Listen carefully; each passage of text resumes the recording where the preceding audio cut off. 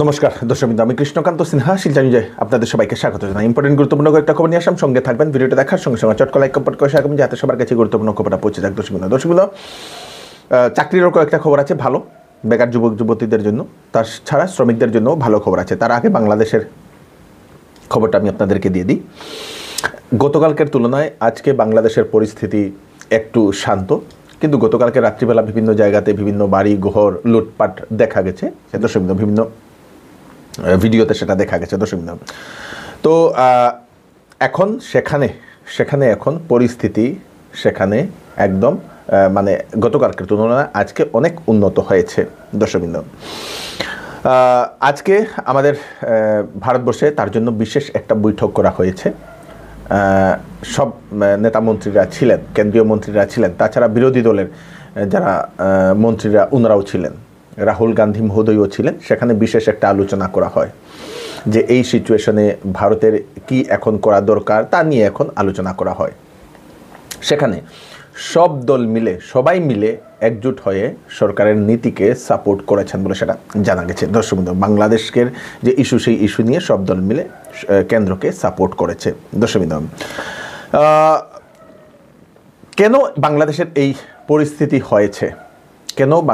পরিস্থিতি হয়েছে, কেন সরকারের পতন হয়েছে, কেন বাধ্য হয়ে প্রধানমন্ত্রী মহোদয়াকে দেশ ছাড়তে হয়েছে, গদি ছাড়তে হয়েছে, তা নিয়ে অনেকেই প্রশ্ন এবং মতামত প্রকাশ করছেন। বেশি দিন হয়নি, 6 মাস হয়েছে নতুন সরকার গঠন হয়েছে, এবং 6 মাস পরেই কেন এরকম হয়েছে? বিগত 16 বছর 16 ইয়ার্স ধরে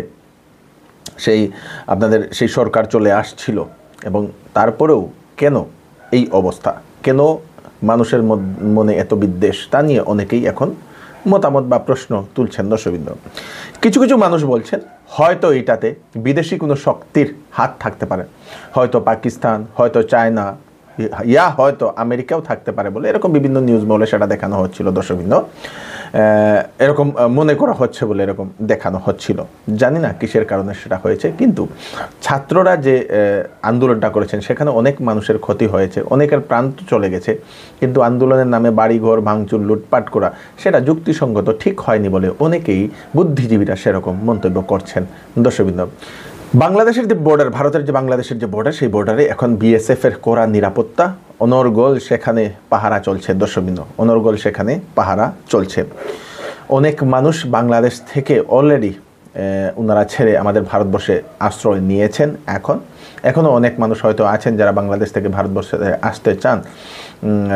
এখন হয়তো পরিস্থিতি যদিও ঠান্ডা হয়েছে, কিন্তু অনেক মানুষ এখনও আসতে চান বলে এরকম যারা বাংলাদেশ থেকে আসছেন ওনারা এরকম ওনাদের মত প্রকাশ করেছেন, ওনারা এরকম জানিয়েছেন। কালকে দেখা গেছে সেনাবাহিনী এক নেতার বাড়ি থেকে ওনারা অভিযান চালিয়ে সেই 5 কোটি টাকা নগদ উদ্ধার করে, ডলার সহ 5 কোটি টাকা নগদ উদ্ধার করেছে সেনাবাহিনী। দর্শকবৃন্দ, আশা করছি বাংলাদেশে এখন পরিস্থিতিটা নর্মাল হবে, এবং যারা সংখ্যালঘু যারা আছেন বাংলাদেশে সবাই এখন সুরক্ষিত থাকবেন বলে আমরা আশা করছি।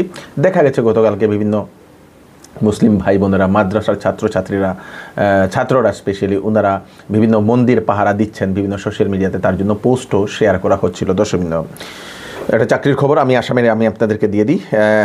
ডিই আসাম রিক্রুটমেন্ট শিক্ষা বিভাগে এলপি এবং ইউপি এর পোস্ট 35,133টা টিচারের ভ্যাকেন্সি, কন্ট্রাকচুয়াল টিচার, যার লাস্ট ডেট আবেদনের 12 অগাস্ট 2024 ইংরেজি। তাড়াতাড়ি 12 অগাস্ট 2024 ইংরেজি, বেশি দিন নেই, আপনারা তাড়াতাড়ি 1 সপ্তাহের মধ্যে আবেদন করে নিন। বেতন 14,000 থেকে 70,000 টাকা পর্যন্ত। www.dee.assam.gov.in এই ওয়েবসাইটে যান, তাড়াতাড়ি আপনারা দেখে নিন, দেখে সব কিছুতে হলে আপনারা আবেদন করে নিন। দর্শকবৃন্দ, এই শ্রমের যে রেজিস্টার করা যে সকল শ্রমিক আছেন ওনাদের জন্য বিশেষ একটা বার্তা। ওনারা রেশন কার্ড যে আবেদন, সেই আবেদন ওনাদের সেটা ডেটটা পিছিয়ে নেওয়া হয়েছে আর একটু, 10 অগাস্ট পর্যন্ত ওনাদেরকে আবেদন করার জন্য আবার বলে দেওয়া হয়েছে। মানে 10 অগাস্ট পর্যন্ত এই শ্রমে যারা 2021 থেকে 2023-এর ভিতরে যারা রেজিস্ট্রেশন করেছিলেন ওনারা সেই রেশন কার্ড যদি পান না তাহলে আপনারা আসামের রেশন কার্ড আবেদন করতে পারবেন। তাড়াতাড়ি 10 অগাস্ট আপনাদের ডেটটা বৃদ্ধি করা হয়েছে। মণিপুরের জিরিবামে ভূমি ধসে মৃত্যু এক শিশু কন্যার, আহত এক।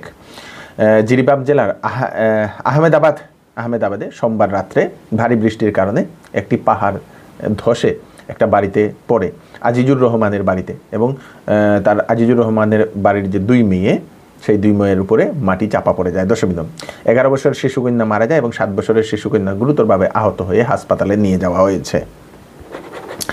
মেঘালয়ে পাহাড়ের ধসের কারণে সেখানে যোগাযোগ ব্যবস্থা বিচ্ছিন্ন। বরাক থেকে আপনাদের গুয়াহাটি যাওয়ার যে যোগাযোগ ব্যবস্থা সেটা বিচ্ছিন্ন হয়ে পড়েছিল। মেঘালয়ের সোনাপুরের কালিয়াংয়ে ভূমিস্খলন হয়েছে, ভয়ানক ভূমিস্খলন। আপনারাও যদি গুয়াহাটি যদি ভায়া রোড হয়ে যেতে চান এই বৃষ্টির সিজনে, তাহলে আপনারা আগে থেকে আপনারা সেই রিপোর্ট আপনারা নিয়ে সেটা যাবেন। দর্শকবৃন্দ, তো এই হচ্ছে আজকে স্পেশাল আপডেট আপনারা তাড়াতাড়ি জন্য সাথে সবাইকে পাঠিয়ে দেবেন, যাতে সবার কাছে পৌঁছে যাক। আপনাদের কোনো কিছু মতামত থাকলে কমেন্টে নিশ্চয়ই জানাবেন। আমি কৃষ্ণকান্ত সিনহা আবার নতুন আরেকটি ফ্রেশ আপডেট নিয়ে আবার আপনাদের সবার সামনে ফিরে আসবো। ততক্ষণ আপনারা সুস্থ থাকবেন, সেফ থাকবেন, সবাইকে সেফ রাখবেন। নমস্কার। সেল এবার চৌধুরী টেক্সটাইল আপনাদের দিচ্ছে কাপড়ে আপ টু 60% ডিসকাউন্ট। বিবাহের কাপড়ের উপর থাকছে বিশেষ অফার, সঙ্গে আছে আকর্ষণীয় গিফট। বাচ্চাদের কাপড়েও থাকছে আকর্ষণীয় অফার আপনাদের জন্য। তাই এইবার কাপড় কেনাকাটার জন্য চলে আসুন চৌধুরী টেক্সটাইল, ফাটক বাজার, গলি নম্বর 2, শিলচর। ওয়েডিং সিজন উপলক্ষে শ্যামসুন্দর জুয়েলার্স আপনাদের জন্য নিয়ে এলো নিত্য নতুন ডিজাইনের হলমার্কযুক্ত গহনার বিশাল সম্ভার।